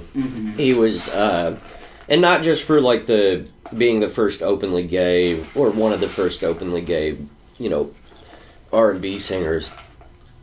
I feel like him and Earl Sweatshirt and, you know, Odd Future, who looking back now, I love what they did. Like, I dig Odd Future. And that was probably the exact same time that, like, Lana was coming out, too. Yeah. All around the same time. But, yeah, they had an influence on pop music and hip-hop. Like, it became more introspective, I think, sometimes. More bold. Tyler, the Creator's a very funny dude. Dude, fucking Beyonce's Lemonade album. You know, but prior to that, every Beyonce song was like, I'm that bitch, I'm a girl, I'm a queen. And then she's just like, you know, ripping her heart out, talking about like what her thoughts were, like realizing her husband was cheating on her. Like, that's a direct, you know, that's a direct thing that like came from Lana's, you know, especially her early work that was just very sad, and the characters in her songs are hopeless. They're kind of getting tragic. Abused by men. Like, have you listened to her Ultraviolence song or that album? Yeah. All her that one got rave reviews. Yeah, like she's with like an older man that's just like cares more about his drugs, and like in that song she's like, he hit me and it felt like a kiss. Yeah. Not like something. It's crazy that that's like, you know, like that's sort of normal now to like have that sort of raw like confessional shit in your music, you know. Yeah. Have you ever gone down the John Prine rabbit hole? No. No? Do you know who he was at all? I know the name, but I can't. You want to pull out? Should we play like a little bit? We could play a couple samples of music. Did any of the Norman fucking Rockwell songs stick out to you? No, because I was listening to it while painting and like not paying attention. But that's the kind of album for me. Like and probably because I'm into pop. Like I have to sit with it for a year maybe. Yeah. And then like I'll slowly discover songs that at first I just kind of were invisible to me. I'm the same way about stuff. Sufjan Stevens' Carrie and Lowell was one of those for me where I when it came out I was like, holy fuck, I have to listen to this again right away, and I just like didn't stop listening to it for so long. It was like 2 years of every day of my life listening to that album at least once. And now, like, I have kind of a different opinion about Sufjan Stevens. I still love him, but I don't want, like, there's better things in the world than Sufjan Stevens.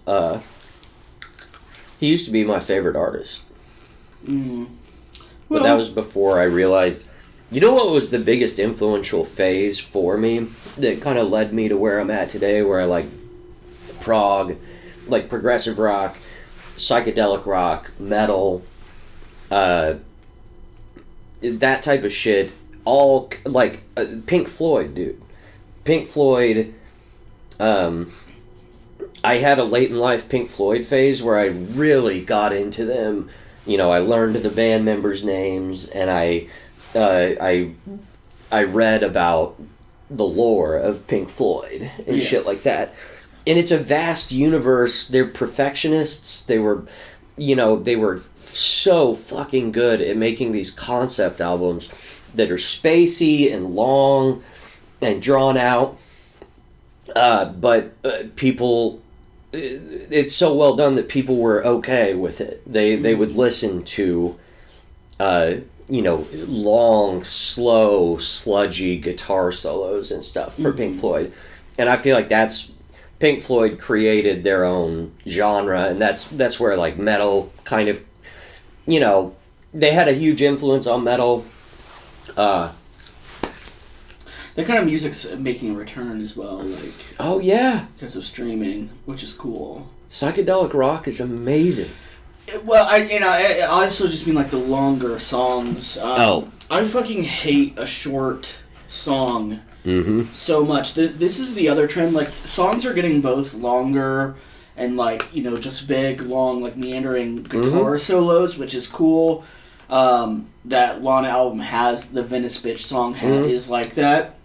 But the other trend is like the TikTok influence trend of just these bullshit artists putting out barely any work, and their songs are at 90 seconds long. Yeah. And it's like, I hate you, and it's like, some of them have potential to make good art or whatever, and they certainly have the audience, and you put out a 90-second song. Because it's more monetizable. Yes, because they just want the TikTok, so then they can sell their brand trash on their Instagram. That's a slippery slope, too. I know people get rich off of that, but think about what you're doing. Think about the fan base that you are cultivating. Yes. It's the people with the shortest attention span. Yeah. Most of them won't actually give a fuck They're about not going to fuck with you a year from now. Yeah. You'll be on OnlyFans.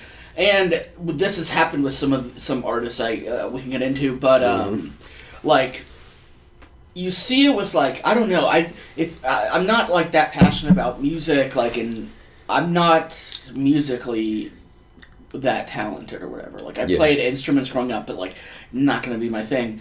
If I was into it, I'd want to do that, Yeah. And I really respect artists that, even if I'm not the biggest fan of their music, that just keep making music. Yeah, being prolific is so... It's the greatest thing in the world. And it bums me out when an artist makes a pivot to acting, or worse, selling makeup or whatever. It's just like, you have a gift. But what is wrong with you? These artists that, maybe aren't as talented as, whatever, a Rihanna. Like, there's the rapper Saweetie. She's like a female rapper, and she makes catchy raps, but she just doesn't put out... Her songs are like 90 seconds. They have like, the chorus repeats 3 times. There's one verse. There's no intro. There's no pre-chorus. There's no bridge. There's no hook. It's nothing. It's not a song. You haven't made a song yet. Let me know when it's done. This like 90-second piece of shit. Why would I waste my time? There's nothing there. And of course, there's you're not making any kind of meaningbul art. Yeah, you made a radio jingle. Yeah. Yeah, it's like, and I can get down to some, like, mindless pop, like, but I also want to distinguish, just because, like, the punk in me has to distinguish, in case there's anyone listening. Keith is not referring to punk bands that make a minute-long songs either, right? You're not talking about... I don't even know about that. There are, like, great punk bands, like, who have done, like, 12-minute-long albums, and before TikTok as well. It's not designed for the algorithm. It's just, like, conceptual shit where they're like, how efficient can we be in a minute, like how good of a song is it, and that shit can be very interesting and fulfilling. That's what it sounds like. It's sort of very rarely, but that sounds like it's almost sort of completely throwing out the structure of music and sort of rebuilding it from the ground up. Like, yes, what I'm talking about, they're not doing something they're not making a 90-second song because it's what fits the song best. Mm-hmm. They're still they're still using the format of like a chorus and a verse. Mm-hmm. They're just cutting out the parts that give songs depth. Like a pop song, you like they work because like it's the chorus or the hook is so fucking catchy, and then they have this bridge that is like recontextualizes it or expands on the theme, and they're just throwing that out because they don't need it for their 90-second TikTok, and that's why it sucks. Yeah, I would imagine that would be terrible. I'm not really familiar with such artists, really. I stick to my own shit on Spotify, and my friends who show me stuff. I just fucking love music. I think that trend is not gonna last. Hopefully, not. Like you said, like these artists, they're not gonna have any longevity. It's really a dumb idea, and their brand, like if you're not putting out songs for years, and people just see you as like another Instagram influencer, why would they give a fuck about your stupid brand, your stupid, your toothpaste or whatever. That's like, whatever, hot girl toothpaste, whatever the fuck it is. Right. It's gonna die. You wanted to play something? What? Oh, I thought we could play a couple songs. John Prine? That's what I brought up, but there's probably more interesting things that we could play, I think. What was I going to say? Oh, yeah. Nice YouTube.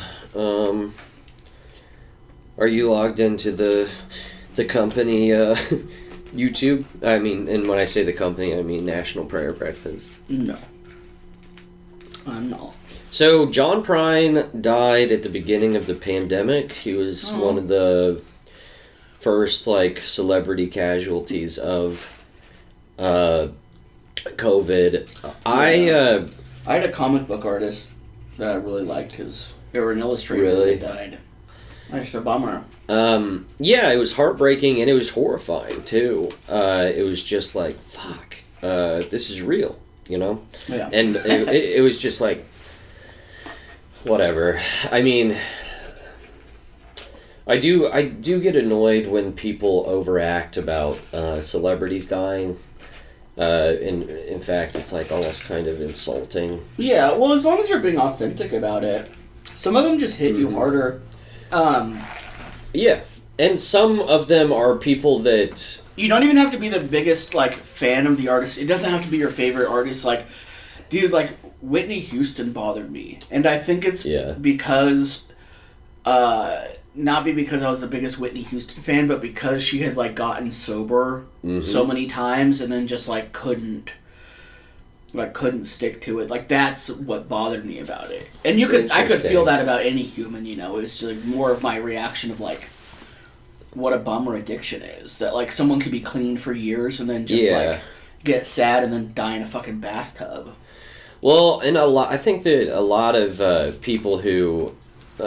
artists who sing about suffering and stuff like that, they have a unique ability, and I'm talking about John Prine specifically here, because he's a perfect example, but when you listen to a John Prine song, it is a warm hug that he is just giving you while he's singing about horrible, hard things to go through, heartbreak in general, death, poverty, whatever. And when someone like that dies after you've spent years of your life feeling like they were speaking to you, that hurts. Yeah. And then there's people who cry whenever the Queen dies. All right, let's see. Get your Macy's order faster. I don't want to play that one. That's a basic bitch.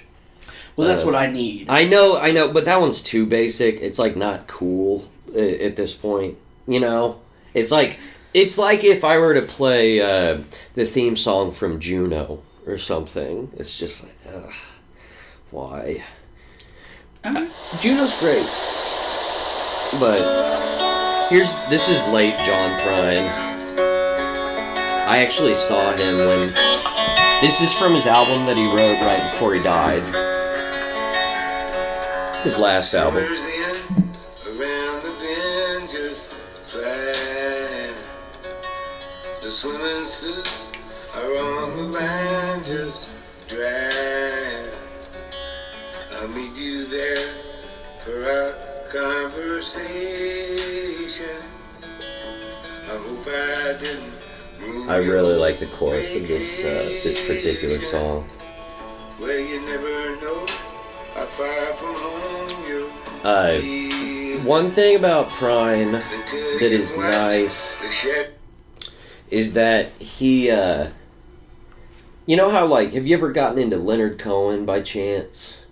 Not really, no. So Leonard Cohen, you have his early shit, which is, it's also about suffering, and it's warm, it's cold, it's like, it's everything all at once. It's very, very emotional, but it was written in the 60s and 70s when he was a young man, and he used to have a very high-pitched voice. So Leonard Cohen and John Prine had a similar, like, trajectory with that. Like, late John Prine is deep and gravelly, and it's beautiful.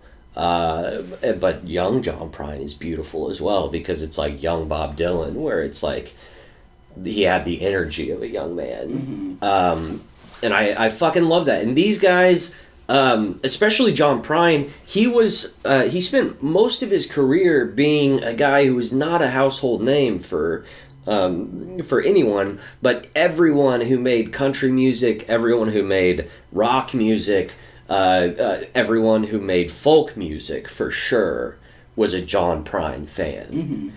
He was one of those sorts of guys. I got to see him right before, well, I saw him in like probably 2019, 2018, and he was with Connor Oberst from Bright Eyes. They did a tour together. Across the ceiling, well, I don't know, but I can see it snowing in your car. The windows are wide open. Just come on home. Come on home. No, you don't have to Be alone. just come on home. You don't have to listen anymore. That was the chorus. Well, but we don't want to get a content strike. yeah, well. and also we can. Yeah, I guess you'll have to. Whatever. Yeah, I mean, I dig a sad song. I kind of, during the pandemic, I started getting into sad music. Like, Yeah. sad music I like because you can listen to a sad song and it makes you feel happy. Yeah. And I'm not sure exactly what the phenomenon is. Lon is very much that way for me. The Taylor folk albums are like that for me. It's maybe it's like subconsciously, like you're seeing something painful being. I feel like it's the same. like it's happy, the same but- kind of concept as having a bad trip or having, just not being in denial of your suffering and your pain. Yeah. And it's happy music is more about when you're depressed, you don't want to hear, California Girls or No. Shake It Off or something, No, that makes you want to put a not. bullet in your head. Yeah, people are always like, yeah, I can't listen to sad music right now because I'm feeling, and it's just like, that's what it's for, bro. Yeah. It's, Well, I like to listen to it when I'm in a good mood too. Yeah. It doesn't bring me down. That's because it's not fake. I think for me it's almost like a it's something they've turned the sadness into like something good, or like in a way, like especially like with Lana for me lately, I'm good. It's like she's not as sad as her music would imply, I don't think. Yeah. I really don't think she's like a mopey, sad person. Like, I think she's like laughs all the time and has lots of friends and stuff. Yeah. But she really just knows how to tap into that well, and it's like a character. And it's like she plays sad so beautifully. Dude, you know something interesting? I at the beginning of the Wanted graphic novel, which is one of my favorite graphic novels, you should read it if you haven't read it. It's by Mark Miller, the guy who wrote Kingsman. He created Kingsman, Kick-Ass, a lot of other fun stuff.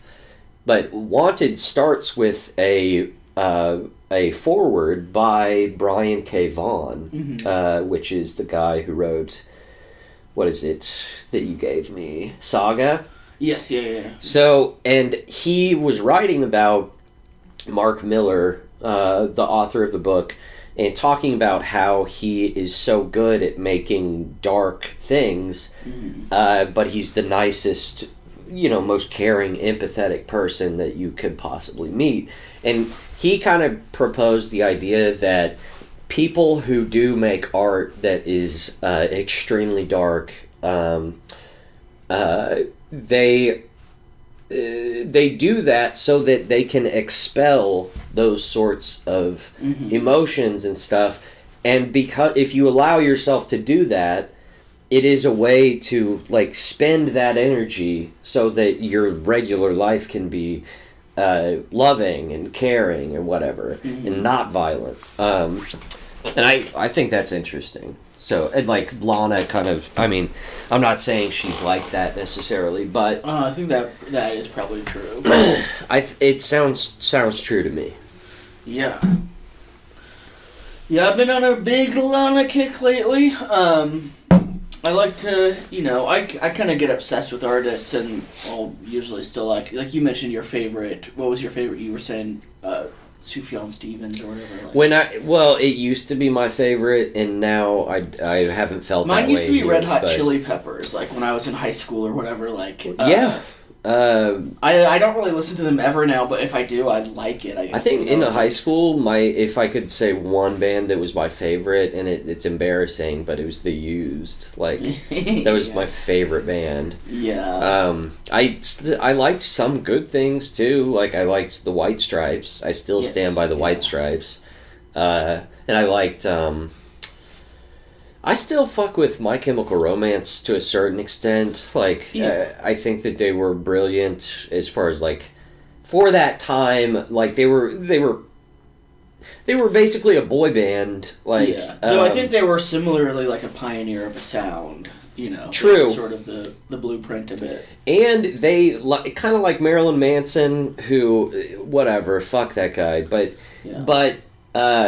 they were good at packaging dark stuff, and selling dark shit, which to the masses, it's insanely successful.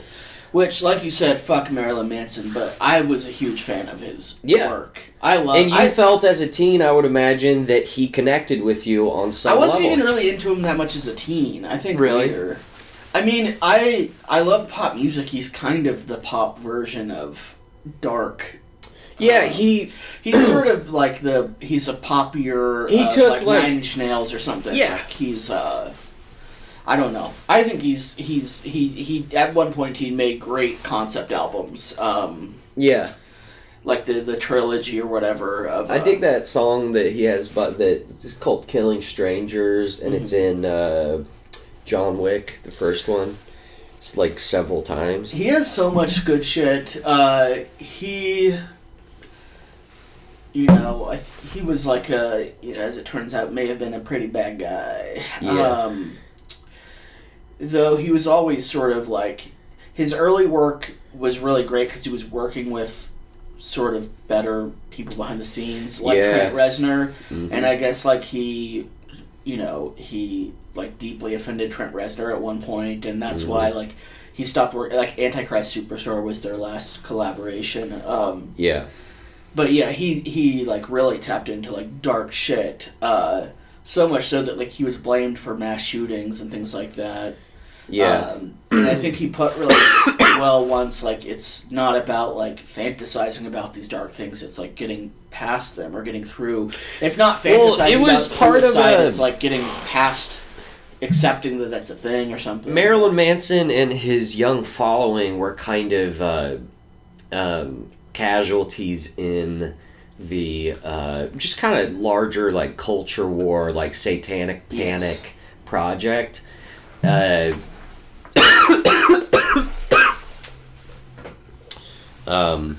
You know, it kind of reminds me of what we were talking about earlier with like the spilt coffee, like just these stupid like news segments that go like get insanely seen by an insane amount of people and pumped into the public consciousness. And it's usually, if you look at the message of it, it's usually trying to scapegoat or whatever. It's trying to put all the blame on something fucking ridiculous. Well, even knowing what we, like is alleged about Marilyn Manson today, he's not a bad guy because he's not Christian or because he's a Satanist or he's a bad guy because he doesn't respect women and he's a drug addict and like, that exacerbates, bad behavior. Yes. So, yeah, like that was all bullshit. Yeah, Marilyn Manson. What are you going to do? What are you going to do? Let's wrap up, shall we? Let's wrap up. Well, do we have any more music things we need to touch on? I thought I was getting into something, but... Yeah. Well, I do want to plug our new artwork that's on our Patreon. And our Patreon in general, we should... By the time this is up, we'll have another Patreon episode up. Which is good. We do a lot of... we got into a lot of funny comedy discussions. We talked about the LGBT, which I know people are a fan of. Yeah. Discussions. People are a fan of discussing those things. They want our takes. So if you want to hear our take on the T's and the rest of them... Yes. Subscribe to our Patreon. Yes. And I've got a new original short story up there called Theodore's Lament. I want to show off your artwork. Okay. Aaron painted me an original painting for the cover art. So we've got a blue skull here. Yes. With a backdrop of a sky. Very proud of that one. In part because I didn't spend very long on it. Yeah. Which is sort of the beauty of it. It's very it's very striking and simple. Yeah. So, I think it's sort of apropos of what we were discussing, like taking sort of dark thoughts and feelings and putting them into like an art form. Yeah.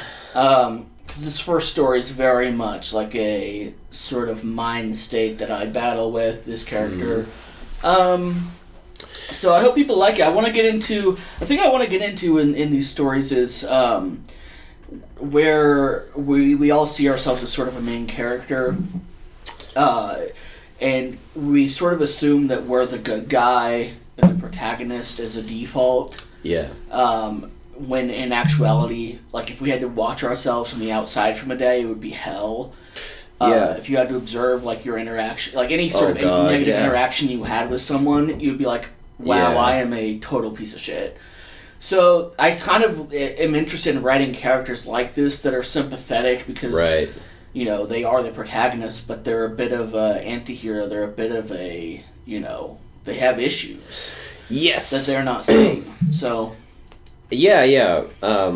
That's in the first story that you wrote, Theodore's Lament. It is like the most grounded in reality story of those horror stories. Yeah. Which we've been talking about it. We've been busting our ass on all this shit. We're getting better at being like consistent. We're putting everything into this shit.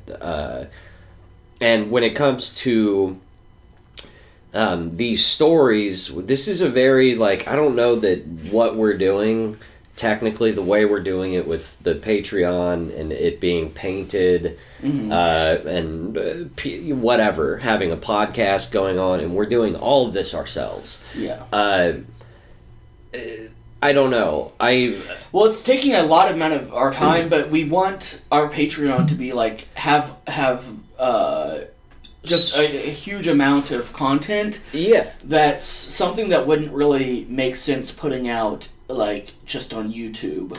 Randy Right. Chapter 2 is coming out soon. Yes.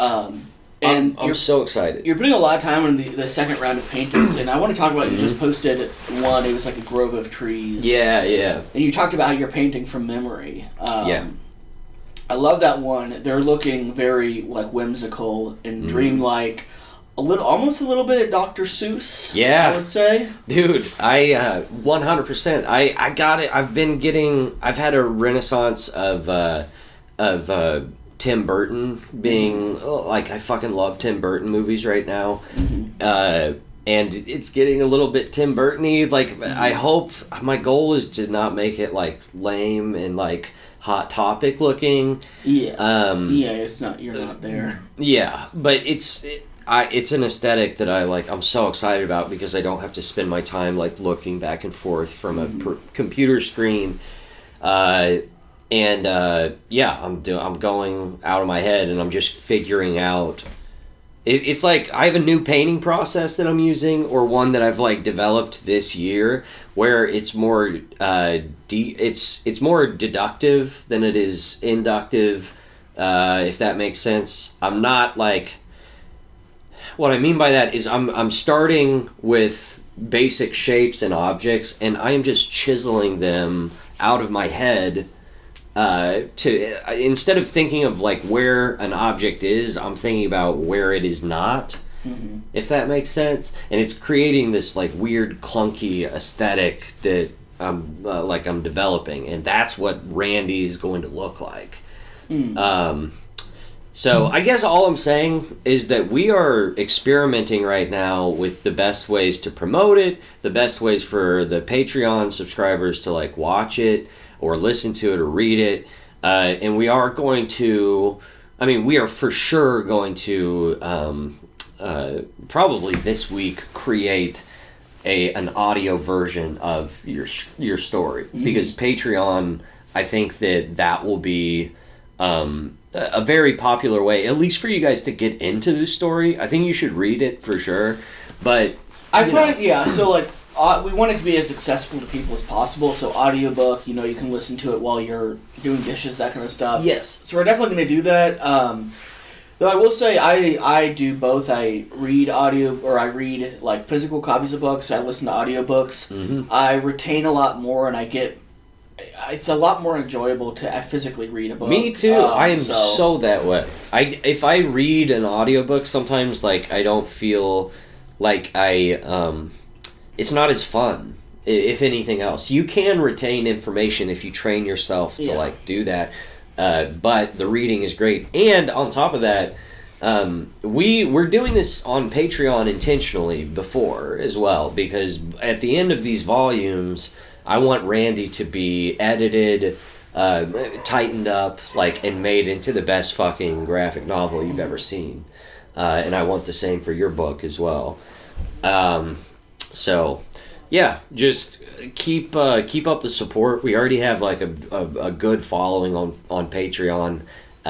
Just a solid start for us. A reason to keep fucking doing it.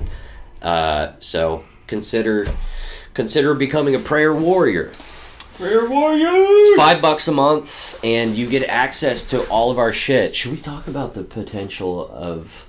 Should we talk... Oh, well, I'll plug it anyway. Regardless. So this weekend, rather, presuming this comes out before December 2nd and 3rd, on December 2nd and 3rd, I'm going to be headlining the Projection Room at the Comedy Club of Kansas City, which is upstairs. It's this new room. They're trying to have it, be the... how at the Comedy Store they have, the original room and the belly room, whatever. This is a new thing for the Comedy Club here in Kansas City. And I get the whole weekend to headline, or Friday and Saturday. So I'll do 2 shows Friday, 2 shows Saturday. Both nights are going to be pretty late shows, so you'll have I think we have an 8 and a 10:30. Yes, so they're 8 o'clock and 10:30. It's a little 40-seater room. I am trying my hardest to sell it out because I need money. and also because we want to film shit. Because I haven't been posting a lot of my stand-up lately, and that's kind of because my phone's been fucked up, and I've been on the run. Also, I've been, like, writing a lot of fucking new jokes and doing a lot of crowd work and improv. So, yeah, just come to that. It'll be fucking phenomenal as far as... if you are into my comedy, this is the best. This is probably the best way to see my comedy is at these shows, because I'll be headlining. Yeah. So, and we're gonna be posting more of your comedy clips on the Patreon. On the Patreon, yeah. So hell yeah, guys! Yeah, we're putting in lots of time into this stuff. So we want it to come out as fast as possible, but we also want it to be substantial and worth your time. So yeah, we are looking for helpful hints as well. Just let us know, message us, whatever. Let us know what you think of the podcast, ways we can improve in your mind. Well, I do appreciate the audiobook thing. It's something we kind of thought about already, but people saying I probably just won't sit down and read. That is just how a lot of people prefer audio to consume media. Sure. And books feel like a huge commitment when we know they're actually not. You can take them at your own pace, you can do whatever, and they're enjoyable. But I am so much more likely to, if someone sends me a link to an audiobook, I'll check it out. Audiobooks are great because you can multitask. You can do the dishes, you can clean, you can hike outside. I love it for that. Though I find, I sort of have attention issues, I don't know if it's ADD or whatever. And then you lose your place, you gotta whatever. But yeah, so you'll realize that you've been drifted off, you haven't paid attention, and it's this dense high fantasy book that you're missed in a very important detail. What's great about reading a physical copy of a book is you can't multitask. So if you are doing anything besides reading, you're no longer reading. Yeah. And so if you have attention issues, if you have ADD or whatever, it is literally medicine. It's literally, if you want to read, you have to focus. If you're not focusing, you're not reading. And it's great because unlike an audiobook or a TV show, I fucking hate watching TV shows and being on my phone. I don't know why people do that. I hate it too. I put my phone in the other room, and if I want to be on my phone, I don't watch the TV show. Yeah. If I was that interested in it, I wouldn't be on my phone. So that's what's great about reading physical copies of things. If people I can't wait to release the print versions of these. Yeah. It's worth it. It's enjoyable to focus. It's having a chaotic stream of consciousness of random shit going in and out because you're multitasking or unfocused is a very unpleasant feeling. Yeah. The Buddhists have spent thousands of years studying this. Right. And that's sort of what is so great about reading is it's almost meditative. You have to stop the stream of consciousness. You have to focus on the subject. So. Yes. Read things, people. Read it. Anything else to plug? You have your big headlining show. Yeah, let me throw out some dates. Hang on.